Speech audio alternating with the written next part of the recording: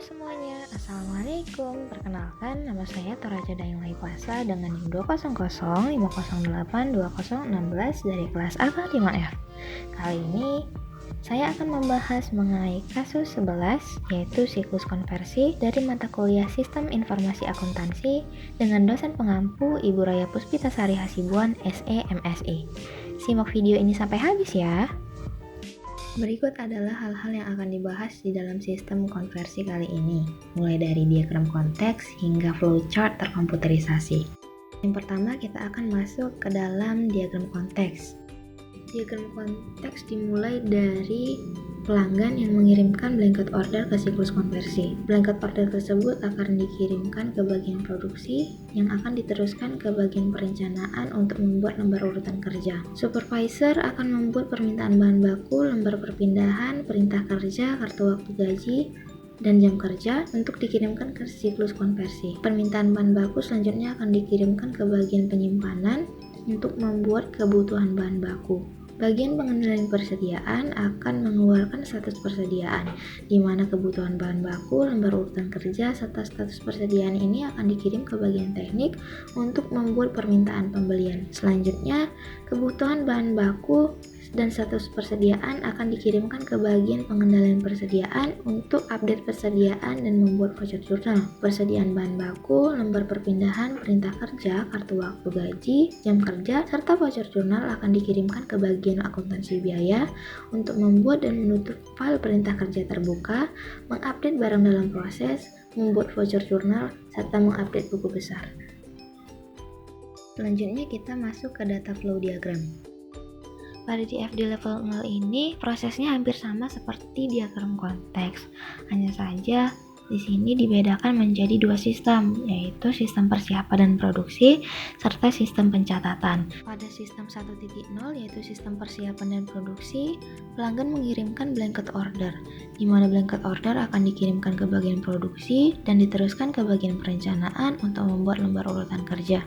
Supervisor membuat permintaan bahan baku, lembar perpindahan, perintah kerja, kartu waktu gaji, serta jam kerja untuk dikirimkan ke sistem persiapan produksi. Selanjutnya permintaan bahan baku akan dikirimkan ke bagian penyimpanan yang akan digunakan untuk membuat kebutuhan bahan baku. Bagian pengendalian persediaan akan mengirimkan status persediaan ke sistem persiapan dan produksi. Kebutuhan bahan baku, lembar urutan kerja, serta status persediaan ini akan dikirimkan ke bagian teknik untuk membuat permintaan pembelian.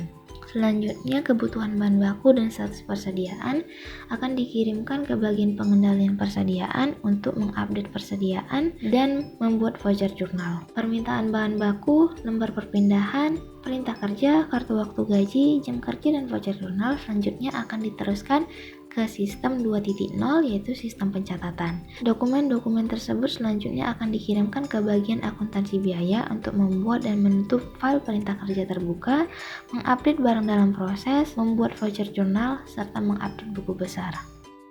Rincian kegiatan yang terjadi pada DFD level 1 adalah sistem 1.1 yaitu membuat lembar urutan kerja, di mana dokumen yang digunakan adalah blanket order. Selanjutnya sistem 1.2 adalah mengeluarkan kebutuhan bahan baku, di mana dokumen yang digunakan adalah permintaan bahan baku. Selanjutnya sistem 1.3 membuat permintaan pembelian, di mana dokumen yang digunakan adalah kebutuhan bahan baku, lembar urutan kerja, serta status persediaan.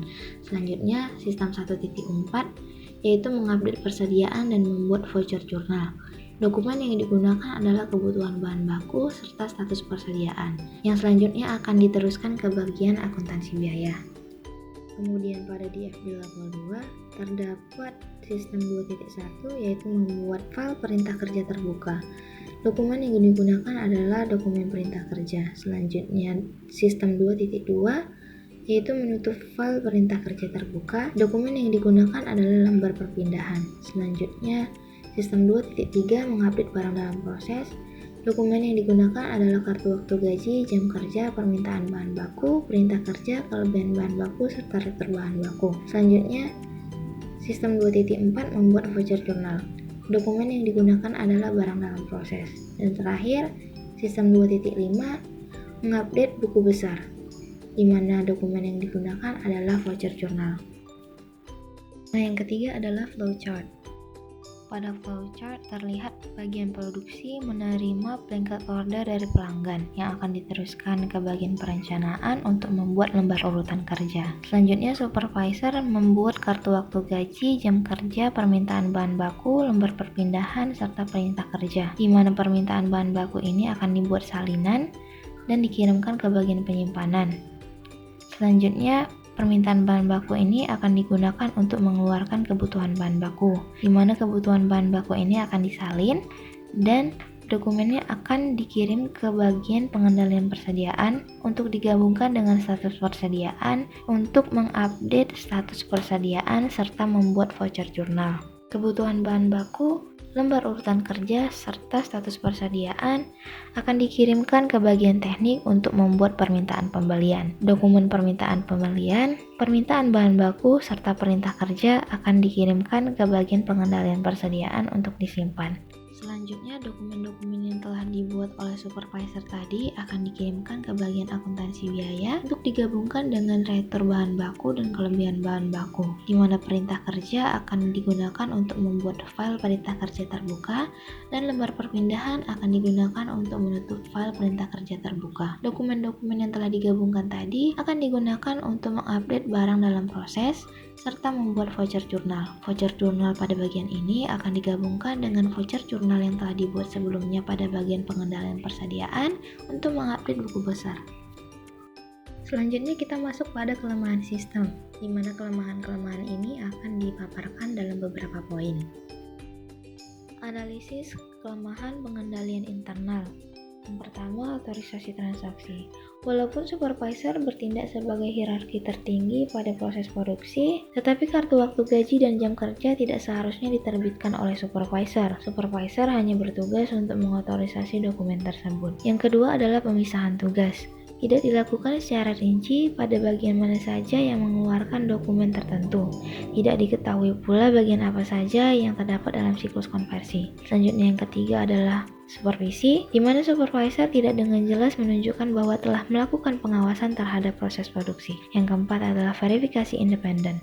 Tidak diketahui jelas verifikasi yang terjadi pada pengiriman dokumen antar bagian. Yang terakhir adalah pengendalian akses, yaitu supervisor menerlibatkan kartu gaji dan jam kerja sehingga dapat menimbulkan kemungkinan salah saji dalam pembuatan dokumen-dokumen tersebut. Yang kelima adalah saran kelemahan dari sistem. Saran perbaikan dari kelemahan pengendalian internal. Yang pertama, otorisasi transaksi. Seharusnya ada departemen lain yang mengeluarkan kartu waktu gaji dan jam kerja. Supervisor hanya melakukan otorisasi atas dokumen-dokumen tersebut. Yang kedua, ada pemisahan tugas. Seharusnya dijelaskan secara rinci bagian apa saja yang terdapat dalam siklus beserta dengan dokumen-dokumen yang dikeluarkannya. Yang ketiga, ada supervisi. Supervisor hendaknya melakukan pengendalian dan pengawasan atas setiap proses produksi dan pencatatan. Yang keempat, ada verifikasi independen. Dokumen yang ditransfer dari bagian satu ke bagian lainnya seharusnya dilakukan verifikasi agar lebih jelas dan terarah. Yang terakhir adalah pengendalian akses. Supervisor hendaknya hanya melakukan tugas pengendalian dan pengawasan, sehingga proses produksi dapat berjalan lebih terarah. Yang terakhir adalah flowchart terkomputerisasi.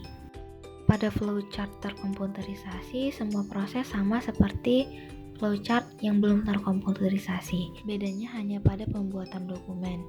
Sebelum terkomputerisasi, pembuatan dokumen itu dilakukan secara manual. Sesudah terkomputerisasi, pembuatan dokumen itu digunakan melalui komputer, yaitu dengan cara mencetak dokumen-dokumen tersebut. Sekian dulu ya video penjelasan mengenai siklus konversi kali ini. Jangan lupa like, subscribe, dan komen. Terima kasih. Sampai ketemu lagi.